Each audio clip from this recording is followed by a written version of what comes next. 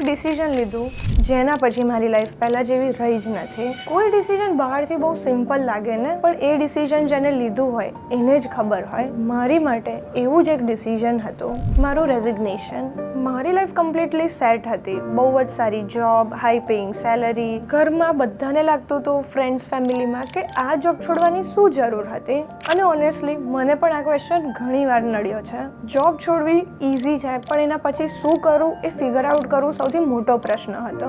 મારા માઇન્ડમાં એક વાત ઘણા ટાઈમથી હતી. I always wanted to build for my self. મારે ઓલવેઝ એવું કંઈક બનાવવું હતું કે જેમાં મારી પોતાની આઈડેન્ટિટી હોય, જેમાં મારું પોતાનું વિઝન હોય, જે હું મારી જાતે બિલ્ડ કરું. એમાં રિસ્ક ફેક્ટર્સ બહુ જ બધા હતા, કોઈ ગેરંટેડ સક્સેસ નથી. પણ એક પોઈન્ટ પછી રિસ્ક ના લેવાનો રિગ્રેટ રિસ્ક લેવા કરતાં વધારે ડરાવનો હતો. એન્ડ ધેન આઈ ડિસાઇડેડ, જો હવે નહીં તો પછી ક્યારે.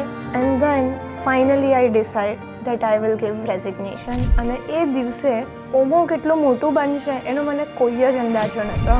મને એ ટાઈમે કોઈ જ અંદાજો નહોતો કે હું ઓમોને કેવી રીતથી સ્ટાર્ટ કરીશ. પણ એક વસ્તુ ક્લિયર હતી, કંઈ પણ થાય હવે પોતાનું જ બિલ્ડ કરવું છે. આજે જ્યારે હું પાછી વળીને જોઉં છું ત્યારે લાગે છે કે એ ડિસિઝન ઇઝી નહોતું, પણ એ ડિસિઝન લેવાની હિંમત પણ એ મારા લાઈફનો સૌથી સાચો ડિસિઝન હતો. કારણ કે મારી ફર્સ્ટ ઓફિસ હતી જ નહીં.